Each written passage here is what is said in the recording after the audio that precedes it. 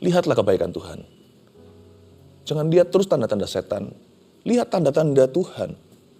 Kalau yang kita hitung terus masalah persoalan apa yang belum kita miliki, hati kita jadi juling rohani, gak bisa melihat kebaikan Tuhan di dalamnya. Tapi kalau kita menghitung berkat kita satu persatu, kita bisa melihat tanda-tanda Tuhan.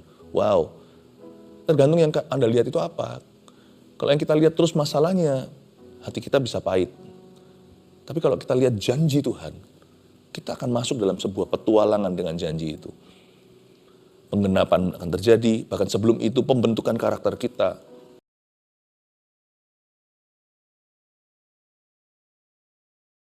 Terpujilah namamu Tuhan. Yang terbesar, termulia dalam hidup ini adalah mengenal Tuhan. Mengenal hatimu adalah kerinduan kami. Mengenal firman-Mu. Tuhan, ajari kami, celikan mata hati kami, agar kami bisa melihat dan mendengar segala kebaikan Tuhan. Engkau baik, Engkau setia, Engkau tak pernah meninggalkan kami dalam pergumulan kami sendirian. Bahkan ketika kami di dalam penderitaan, kesesakan, kami rindu tetap mengenal Tuhan dan justru semakin mengenal-Mu lewat pencobaan hidup ini. Makasih Tuhan, datang tiliklah umat Tuhan. Sekali lagi sembunyikan hamba di balik salib-Mu. Dalam nama Tuhan Yesus, haleluya. Amin. Yang penting dalam hidup ini yang terindah adalah mengenal Dia. Berkat itu bukan materi, dan apapun yang ada di dunia kita tidak akan membawanya ke sorga. Suatu hari kalau kita mati, kalau Tuhan belum datang kembali kedua kali, yang kita bawa hanyalah hubungan kita dengan Tuhan. Itulah sebabnya mari kita sungguh-sungguh mencari Dia selama hidup ini di bawah kolong langit hidup yang sementara ini. Carilah perkara-perkara yang bersifat kekal. Tuhan itu kekal. Saya kasih judul sharing saya hari ini, ambil catatan dan Alkitab. Kenal Tuhan. Tahu saja percuma. Kenalilah. Kalau tahu, semua orang tahu. Setan juga tahu Tuhan. Tapi setan atau iblis tidak mau mengenali isi hatinya. Makanya Lucifer memberontak. Jangan berhenti sampai pengetahuan belaka. Tapi kenallah Yesus secara pribadi. Miliki hubungan yang intim dengan Roh Kudus. Saya ajak kita buka satu perikop Alkitab. Ini di Perjanjian Lama, di kitab Keluaran, pasal ke-7 ayat 1. Keluaran 7 ayat 1 hingga ayat 5. Saya baca ya. Berfirmanlah Tuhan kepada Musa, lihat, aku mengangkat engkau sebagai Allah bagi Firaun, dan Harun abangmu akan menjadi nabimu. Engkau harus mengatakan segala yang kuperintahkan kepadamu, dan Harun abangmu harus berbicara kepada Firaun, supaya dibiarkannya orang Israel itu pergi dari negerinya. Tetapi aku akan mengeraskan hati Firaun, dan aku akan memperbanyak tanda-tanda dan mujizat-mujizat yang kubuat di tanah Mesir. Bila mana Firaun tidak mendengarkan kamu, maka aku akan mendatangkan tanganku kepada Mesir dan mengeluarkan pasukanku, umatku orang Israel dari tanah Mesir dengan hukuman-hukuman yang berat. Dan orang Mesir itu akan mengetahui bahwa akulah Tuhan, apabila aku mengacungkan tanganku terhadap Mesir dan membawa orang Israel keluar dari tengah-tengah mereka. Dalam cerita 5 ayat ini ada beberapa pihak yang semuanya butuh mengenal Tuhan. Pertama-tama tentunya Musa dan Harun, ya. Lalu kemudian Firaun. Dan juga pasukan Tuhan umat Israel yang mau dibawa keluar dari tanah perbudakan. Seluruh bangsa itu harus mengenal Tuhan. Tapi kalau ngomong-ngomong soal mengenal Tuhan, yang harus kenal Tuhan dulu ya pemimpinnya, ya Musa. Kalau Anda memimpin orang lain, konteksnya keluarga, jikalau Anda adalah kepala keluarga, dan jikalau Anda adalah ibu rumah tangga, anak-anakmu di bawah didikanmu, maka Anda harus mengenal Tuhan dulu. Kalau Anda seorang pemimpin di dunia kerja, dan ada orang-orang Kristen lain di sana, jangan jadi batu sandungan ya. Jadilah kakak rohani mereka. Tapi kalau ada orang-orang yang tidak kenal Tuhan di tempat kerjamu, terlebih lagi jadilah terang, jadilah garam, supaya mereka melihat terang Kristus di dalammu. Dan kalau Anda adalah seorang hamba Tuhan, pemimpin rohani, wah terlebih lagi, jaga kelakuan, jaga perkataan. Sebab orang bisa dibangun oleh karenanya, atau orang bisa tersandung karena itu. Coba lihat ayat pertama. Berfirmanlah Tuhan kepada Musa. Roh pengenalan akan Allah itu selalu dimulai dengan kita merenungkan firman-Nya. Bagaimana kita bisa kenal Tuhan kalau berdasar perasaan? Perasaan kita bisa salah. Tapi firman Tuhan itu absah. Firman Tuhan itulah yang sah. Berfirmanlah Tuhan kepada Musa. Saya kasih sedikit background story. Musa ini di ayat-ayat sebelumnya di pasal 6 akhir-akhir, dia ngeyel terus sama Tuhan. Disuruh nggak mau, alasannya banyak. Tapi di ayat pertama ini saya bisa melihat kesabaran Tuhan. Mengenal Tuhan itu juga bisa lihat pengalaman. Wih, Tuhan sabar ya sama aku ya. Aku jatuh bangun aja masih diterima. Tuhan masih utus orang lain terbeban dalam hidup saya untuk mendoakan aku masih diingatkan. Bahkan ketika Tuhan memperingatkan kita, kenalah isi hatinya. Tuhan nggak benci, justru karena Tuhan cinta. Tuhan nggak mau kita jatuh lagi. At least paling tidak pada lubang yang sama. Berfirmanlah Tuhan kepada Musa, kalau saya jadi Tuhan aja ya, jangankan dalam konteks begini, dalam konteks sehari-hari, saya bisa saja mudah tersulut emosi kalau kita bawahan kita itu nggak ngerti-ngerti. Ngerti sih, tapi sengaja tidak lakukan. Bukannya Tuhan itu murka, menghukum Musa, Tuhan bicara baik-baik sama dia. Belajar bicara baik-baik sama orang. Ya. Apa-apa itu selalu bisa diselesaikan kalau kita mau bicara. Selalu kalau kita mau komunikasi, kalau kita mau transparan, kalau mau jujur, kalau mau hati ke hati. God showed His mercy. Tuhan menunjukkan kebaikan hatinya. Dia mendemonstrasikan kesabaran yang luar biasa. Berfirmanlah Tuhan kepada Musa, kelihatannya mudah ya, cuma satu kalimat. Tapi sebenarnya kalau Anda baca seluruh konteks cerita itu, wow, Tuhan itu banyak ngalah sama kita. Kenallah Tuhan dengan benar. Jangan dikit-dikit tuduh dia marah, dia itu selalu murka, Tuhan itu orangnya jahat, gak dengar doa, dan suka lamban-lambanin jawaban. Tuhan itu gak peduli sama aku, Tuhan pilih kasih, aku kecewa sama Tuhan. Itu semua adalah perkataan orang-orang yang kurang mengenal dia. Kalau kita kenal dia, kita tidak akan pernah berpikir demikian. Karena Tuhan tidak gitu orangnya. Berfirmanlah Tuhan kepada Musa. Apa yang Tuhan firmankan? Coba lihat ya. Lihat, aku mengangkat engkau sebagai Allah bagi Firaun. Kata lihat itu dahsyat. Kenal Tuhan itu tidak boleh karena apa kata orang saja. Tapi kita sendiri harus melihatnya. Melihat itu bukan berarti melihat Allah. Kalau kita lihat Allah, kita ini dosa. Dia itu suci. Kita bisa mati.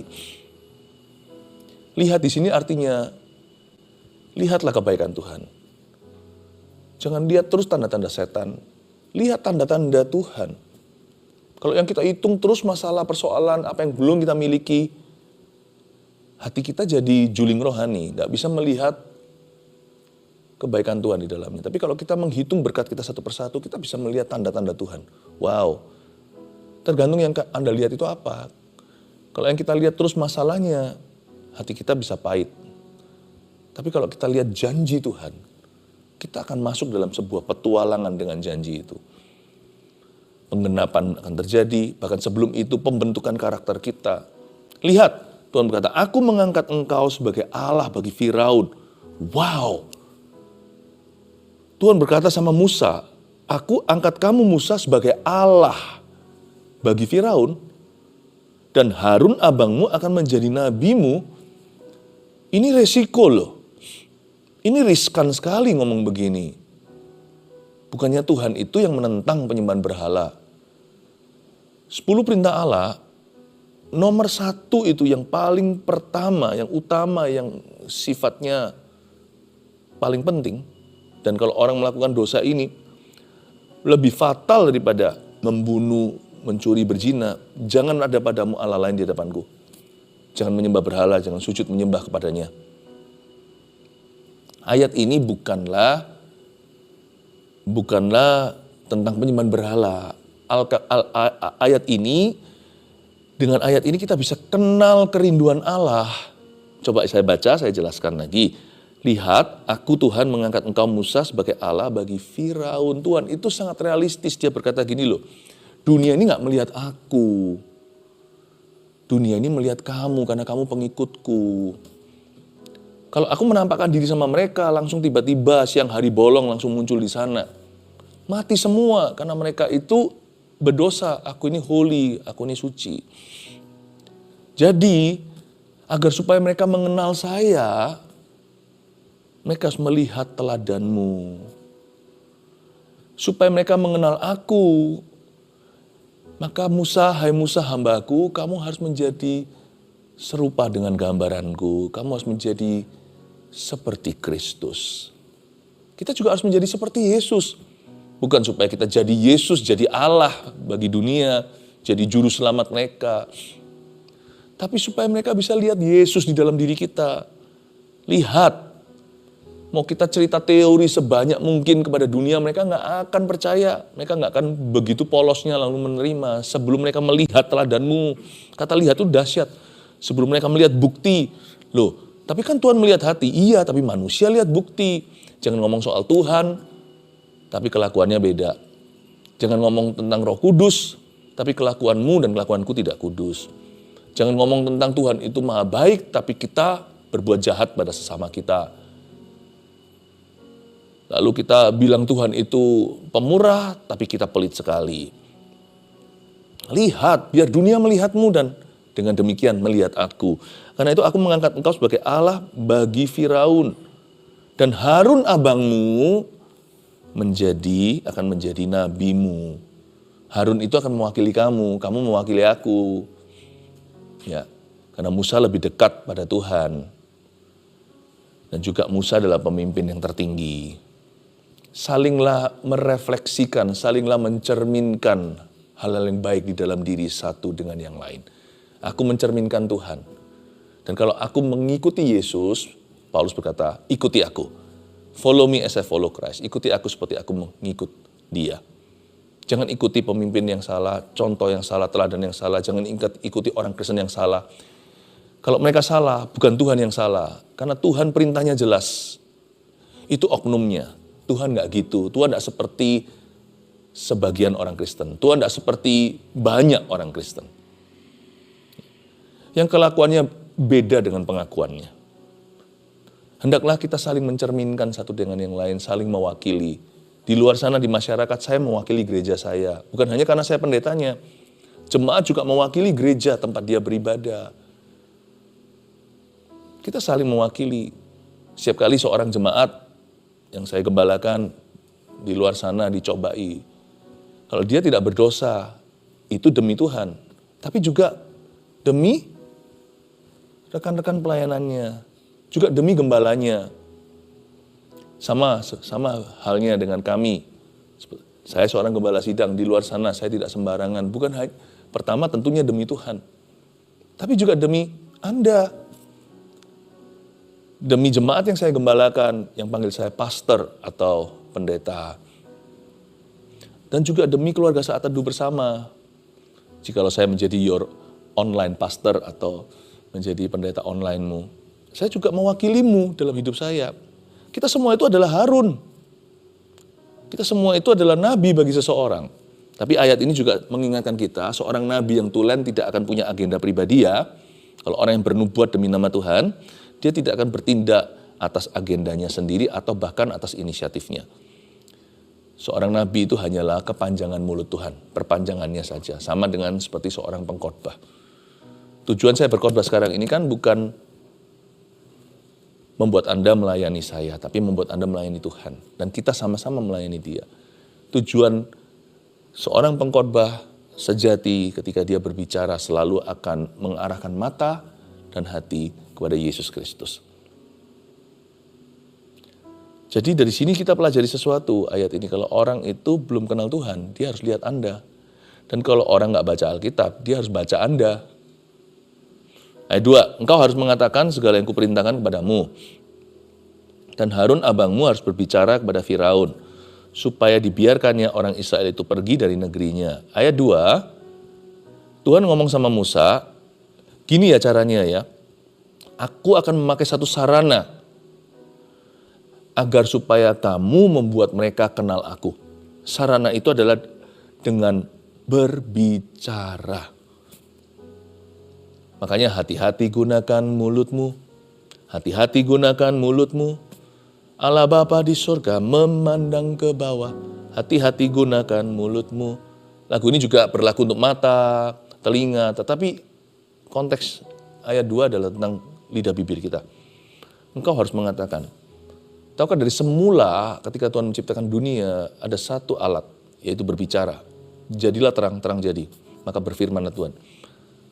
Karena itu berbicara itu penting sekali, jaga lidah itu penting sekali.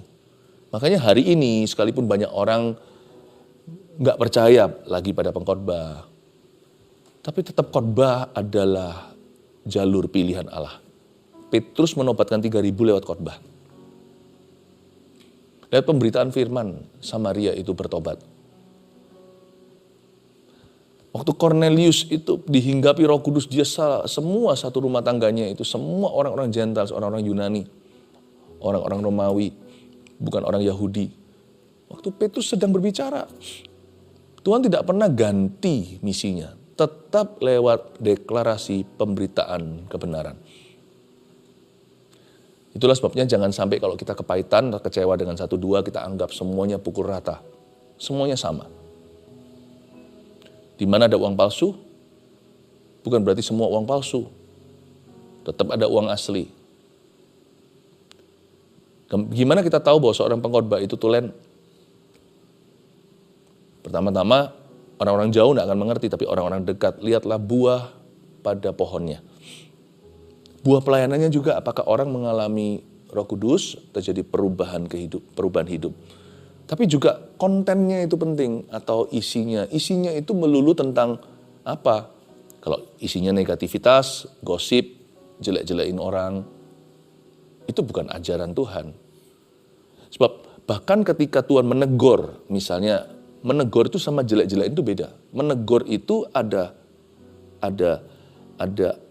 penjelasannya, explanationnya, dan juga ada rasionalnya. Lalu ditunjukkan, diidentifikasikan masalahnya di mana, dan ada solusi dari Allah, dan itu pun dilakukan dalam spirit, meskipun berani, penuh authority atau otoritas ilahi, tetapi selalu always dengan kasih. Kalau isinya dari konten itu adalah firman Allah, isinya pengajaran yang dijabarkan, kalau isi daripada apa, pembicaraan kita, baik itu pembicaraan yang sifatnya informal antar teman, diskusi seputar meja makan, atau lagi ngopi bareng, atau mimbar, apapun itu sama, Tuhan mendengar. Dan kalau isinya itu membangun atau konstruktif, membangun iman orang lain, dan juga mengarahkan hati dan mata ke Yesus Kristus, dan membawa semua hasil pembicaraan itu atau hasil pemberitaan itu kembali ke kehidupan pendengarnya agar mereka semakin menjadi seperti Yesus, then I think you need to listen to them. Kau perlu mendengarkan mereka. Tapi kalau enggak, jangan dengarkan. Makanya itu perlu kita tahu membeda-bedakan roh. Kita tahu apa yang benar dan apa yang salah. Tahu membedakan tangan kiri dari tangan kanan. Jangan gampang makan apa kata orang. Orang bilang begini segalanya. Semua itu harus diuji. Dan diuji sendiri. Musa diberitahu sama Tuhan, engkau harus mengatakan segala yang kuperintahkan kepadamu. Jangan dikurangi ya, jangan dikorting. Dan Harun abangmu juga harus berbicara. Kalau kamu berkata-kata, dia berbicara. Bedanya apa? Sama. Kamu juga harus berbicara kepada Firaun supaya dibiarkannya orang Israel itu pergi dari negerinya. Berbicara itu adalah tool yang luar biasa. Itu alat yang Tuhan pilih. Ya. Karena itu, hati-hati gunakan mulut kita. Mulut jangan dipakai sebagai sarana kutuk. Mulut harus dipakai untuk memberkati. Ayat 3. Tetapi aku akan mengeraskan hati Firaun dan aku akan memperbanyak tanda-tanda dan mujizat-mujizat yang kubuat di tanah Mesir. Kabar baik dulu bagi Anda yang bergumul sekian lama. You see, semakin besar pencobaanmu atau semakin sulit keadaanmu atau semakin keras tanah yang kau pijak, seperti hati Firaun dulu keras sekali, berarti tanda-tanda dan mujizat nanti terjadinya akan semakin banyak. Ini firman ya, bukan ide saya. Aku akan keraskan hati Firaun, bukan berarti Tuhan itu nggak adil lalu keraskan hatinya, lalu kemudian menghukum dia. Loh, kan bukan salah Firaun, kan salah Tuhan, kan Tuhan yang mengeraskan hatinya, bukan begitu. Kata Tuhan mengeraskan hati Firaun di sini itu artinya Firaun sudah keras dulu. Tuhan bujuk-bujuk nggak mau, Tuhan ngomong baik-baik ditolak. Tuhan tegur dengan kasih, malah menjadi-jadi dia naik ke kepala. Akhirnya Tuhan berkata, baiklah kalau kamu memang mau begini, maka aku akan membiarkanmu. Kalau kamu memang sudah bulat hati, aku tidak perlu berbicara apa-apa lagi. I let you have what you want. Aku akan izinkan, kalau Tuhan sudah bilang izinkan itu bahaya. Itu kalau Tuhan sudah kasih lampu kuning, bukan hijau, itu berarti lampu merah. Kalau Tuhan berkata, aku izinkan kamu memimpin hidupmu sendiri. Aku izinkan kamu ke arah yang kau mau. Aku izinkan kamu lakukan apa yang memang kamu tidak sabar lakukan. Aku biarkan kamu kalau memang kamu ngotot begitu. Itu yang disebut dengan Tuhan. Itu yang disebut di sini, aku akan mengeraskan hati Firaun. Nah, kalau keadaanmu itu sekeras hati Firaun, Tuhan berkata, justru karena alasan yang sama, aku akan memperbanyak tanda. Aku akan memperbanyak mujizat-mujizat yang heran yang akan kubuat di tanah Mesir. Kabar baiknya kalau Anda itu seperti nggak keluar-keluar dari masalah, mungkinkah memang nanti numpuk di belakang sana semua tanda-tanda herannya. Tuhan itu setia kan, kalau Anda percaya setia, Tuhan nggak mungkin mengecewakan kan. Mujizatnya apa kita nggak bisa tentukan kadang-kadang. Tapi kan kita ekspektasi Tuhan akan bertindak. Yang itu kita boleh. Yang itu legal. Anak Tuhan harus percaya tidak ada Allah seperti Dia yang bertindak bagi orang-orang yang menanti-nantikan Dia. Tapi di sini juga ada suatu peringatan. Kalau kau keraskan hati, firman tidak mempan, ya terpaksa Tuhan akan bicara dengan cara yang lain. Tuhan tidak akan silent, Tuhan tidak akan diam. Ayat 4, bila mana Firaun tidak mendengarkan kamu, kata Tuhan pada Musa, maka aku akan mendatangkan tanganku kepada Mesir dan mengeluarkan pasukanku, umatku, orang Israel dari tanah Mesir dengan garis bawah itu hukuman-hukuman yang berat. Nggak mempan pakai firman, ngomong baik-baik nggak bisa, dibujuk pelan-pelan nggak mau. Ya sudah, satu-satunya bahasa yang bisa masih tersisa adalah hukuman. Ada orang tertentu yang tidak dicambuk, dia tidak akan datang. Seperti keledai, seperti hewan yang keras kepala, yang kalau tidak pakai tali les dan kekang, dia tidak akan datang. Ini suatu peringatan buat kita semua yang kerap kali hati kita itu mengerak demikian rupa sampai kita sendiri pun nggak mengenali. Dan lebih celaka lagi kalau di sekeliling kita orang-orang yes man yang memberitahu kita, nggak ada satupun yang berani konfrontasi, dan apalagi kalau kita tutup kuping, bertindak tuli. Ingat ya, kalau firman tidak mempan, Anda sudah berada di ranah tangan Tuhan.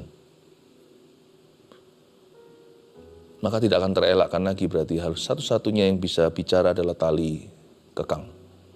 Tali lesan kekang. Ayat 5, dan orang Mesir itu akan mengetahui bahwa akulah Tuhan.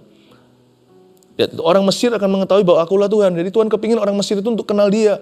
Orang Israel juga, apabila aku mengacungkan tanganku terhadap Mesir dan membawa orang Israel keluar dari tengah-tengah mereka. Kalau saya baca ayat 5 ini, Tuhan bukan rindu untuk menghukum mereka. Tentunya Tuhan jauh lebih ingin melihat pertobatan mereka. Tuhan itu konsisten kok dari perjanjian lama. Di perjanjian baru pun dituliskan dia tidak mengendaki seorang pun binasa. Jangankan orang Mesir, orang Ethiopia, orang Eropa, orang Asia, semua orang Israel, everyone. Yesus mati bagi semua orang. Ini kan zaman Musa, sudah jauh dari sononya, dulu-dulu zaman Abraham, sudah dinubuatkan. Bahkan waktu Adam baru jatuh dalam dosa, masih fresh grass itu namanya dosa di dunia. Tuhan sudah sembelih hewan, memberi dia cawat karena dia telanjang, dia sadar dia telanjang. Dan lewat tindakan itu Tuhan sudah berjanji nanti keturunan anak ini, dan akhirnya kita tahu dari Abraham, keturunan Abraham akan memukul kepala ular itu. Sedangkan ular itu akan melukai tumitnya. Sudah dinubuatkan the Redeemer atau Sang Penebus. Dari dulu, dari sejak perjanjian lama, Adam dan Hawa, Abraham segala. Tuhan menghendaki semua orang mengenal dia. Kalau bisa jangan sampai aku menghukummu ya. Kalau bisa diselamatkan, dengar aku gitu. Jangan keras hati. Aku ingin orang Mesir mengetahui bahwa akulah Tuhan. Tapi tentunya kita tahu orang Mesir membangkang, dimulai dengan orang Mesir yang number one, yaitu Firaun sendiri yang mengeraskan hati. Aku ingin mereka mengenal aku, tapi mereka nggak mau. Karena itu aku acungkan tanganku. Jadi begini ya, pilih. Pilih Tuhan mengulurkan tangannya kepadamu, atau mengacungkan tangannya kepada Anda. Coba saya ulang. Kita harus memilih secara sengaja karena kita punya pilihan. Kita pilih Tuhan mengulurkan tangannya dengan belas kasihan kepada kita, untuk mengampuni kita tentunya dan memulihkan, atau Tuhan acungkan tangannya kepada kita untuk menghukum kita dan menyadarkan sekalipun kita nggak tentu insaf, bisa jadi akhirnya mati dalam dosa kita. Mau diulurkan tangan itu atau diacungkan? Tangan yang sama bersifat tongkat, keulurkan pada domba, atau gada pada serigala, dan juga serigala berbulu domba. Which one? Yang mana? Berbelas kasihan dan mengubahkan, atau pengalaman Ananias dan Safira? Serigala berbulu domba. Dari ayat ini saya mendapatkan pengenalan akan Allah. God, Tuhan, tidak senang menghukum kita. Tapi beliau terpaksa kadangkala. Tuhan itu sukanya adalah mengampuni dan memulihkan, serta memberkati hidupmu dan hidupku. Ada 4 poin saya berikan kepada Anda sebagai rangkuman dari pengajaran hari ini tentang mengenal Tuhan. Apa yang kita tadi pelajari, coba direview memori kita. 1. Mereka yang belum kenal Tuhan melihat hidup kita. Itu dia. Ingat ya, tadi, karena mereka tidak tahu Tuhan. Yang orang-orang sekelilingmu itu taunya Anda. Jadi bagaimana mereka bisa kenal Tuhan yang gak kelihatan? Mereka perlu melihat Anda dulu. Biar mereka melihat hidupmu itu mencerminkan Kristus. Waduh, berat Pastor Philip. Enggak, Tuhan akan bantu. Roh Kudus akan menolongmu. Bukankah dia penghiburmu? Bukankah dia penolongmu? Dan kita tidak harus jadi sempurna kok. Pas kalau kita ada kurang-kurangnya, enggak ada salahnya kita itu minta maaf. Dan gentleman about it. Dan bilang sorry. Itu justru bisa mengundang kekaguman daripada arogansi yang tidak pernah minta maaf kalau dia salah. Sebagian besar manusia di dunia ini, mereka sangat realistis. Dan ketika mereka melihat hidup yang sungguh-sungguh genuine atau sungguh-sungguh tulus sama Yesus, biasanya hati mereka akan terinspirasi. Meskipun kita juga gak sempurna. 2, mereka yang belum baca Alkitab, membaca hidup kita. Supaya kita jadi ilustrasi hidup ketika firman suatu hari mereka dengar di telinga mereka, mereka berkata, itu kayak temanku. Mereka yang belum baca Alkitab, baca kita. 3, bicara adalah alat yang efektif untuk memperkenalkan Tuhan. Jadi jangan kita bungkam. Kalau kita lihat kiri kanan kita itu butuh firman, kita tidak harus berkata demikian firman Tuhan ala Nabi. Kita juga nggak perlu kita berbicara, mari kita buka firman Tuhan ala pengkhotbah. Tapi kita bisa ingatkan mereka, Tuhan tuh ngomong apa, Alkitab bilang apa. Atau kita bahkan bisa berkata, bro, can I pray for you? Boleh aku berdoa untukmu? Pakai mulutnya, jangan diam. Ingat ya, ini sarana yang dipilih sejak dunia dijadikan. Sebelum dunia dijadikan, bahkan pada mulanya adalah firman. Firman Tuhan itu bisa lewat kata-kata sehari-hari yang mengalir begitu alami dari hati yang punya beban ilahi. Tuhan bisa urapi loh kata-kata biasamu itu, punya efek yang luar biasa atas seseorang sekalipun Anda tidak fasih lidah. Mungkin bukan seorang pengkhotbah. Kata-kata itu mempan pada orang-orang yang ada di dalam rumahmu. Yang keempat, hukuman tidak terelakkan jika firman Tuhan tidak mempan. Camkan di hatimu. Hati-hati, ini rambu-rambu. Kalau Tuhan sudah tidak bisa bicara baik-baik, ya terpaksa hanya satu yang tersisa, yaitu hukuman itu. Sebab ketika tongkat sudah tidak mempan, hanya gada yang akan berbicara. Jangan sampai rotan Tuhan yang keluar, baru setelah itu kita jerah dan berkata, oke. Kenapa nggak sekarang aja, waktu dia dengan lemah lembut memberitahukan padamu apa yang benar dan salah. Ketika dengan dia dengan begitu gentlenya memperkenalkan dirinya kepada Anda. Makanya itu saya paling suka mendengar suara Tuhan lewat apa? Bukan lewat pukulan, bukan lewat hukuman. Saya paling suka mendengarkan firman Tuhan dengan jalan merenungkan firman-Nya. Karena itu cara terbaik untuk kenal Tuhan dan hatinya. Shalom keluarga Saat Teduh Bersama, apa kabar semua? Setiap saat teduh seperti ini selalu dinanti-nanti karena memperkenalkan Tuhan lebih dekat, lebih intim, lebih jelas lagi kepada Anda sekalian adalah sukacita kami yang sangat besar. Saya bacakan dulu kesaksian supaya Anda dan saya semakin mengenal perbuatan Tuhan.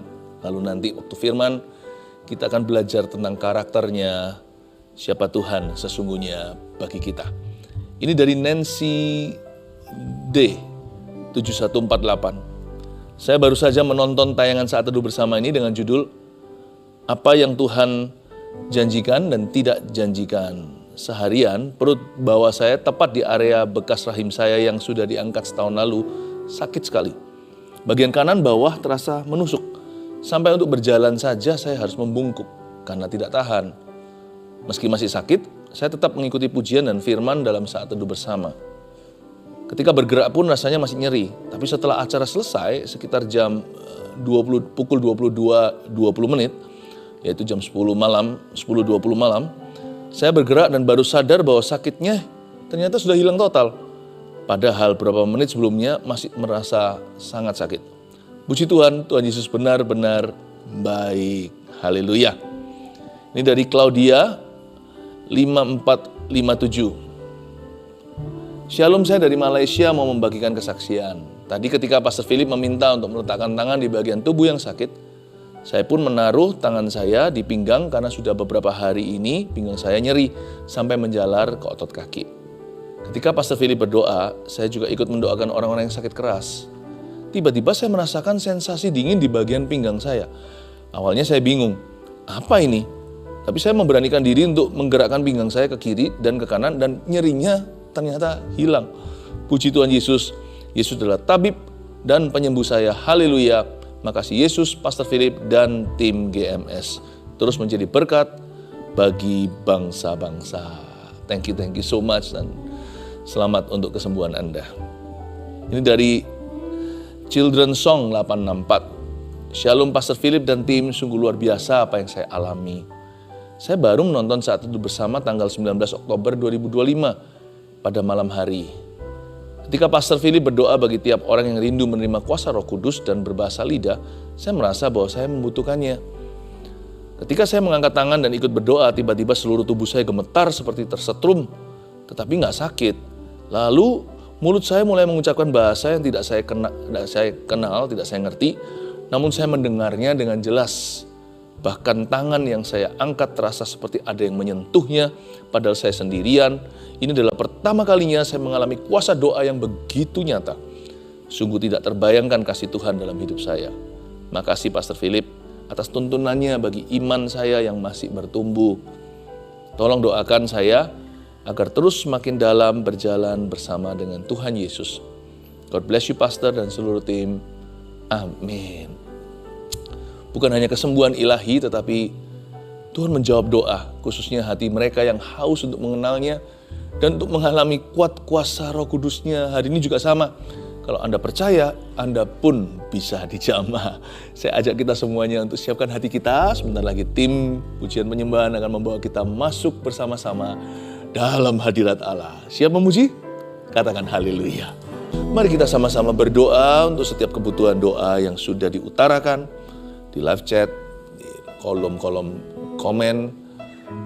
Mari kita sama-sama berdoa agar Tuhan mengurapinya. Ulurkan tanganmu ke depan sama dengan bergandengan tangan ribuan keluarga saat teduh untuk semua permohonan ini. Tuhan, dengar doa kami.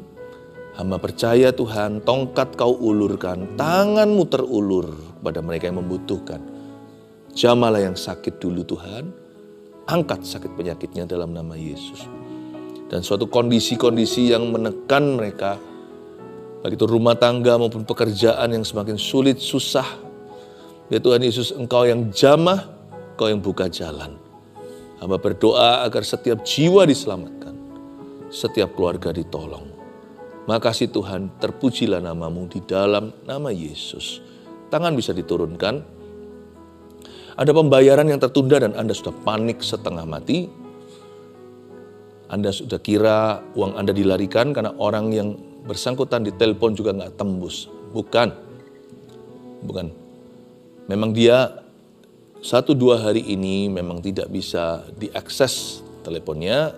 No, setelah ini tak lama lagi Anda akan dihubungi dan pembayaran itu akan dicairkan. Dia tertunda bukan karena orang itu mau lari. Jadi jangan takut.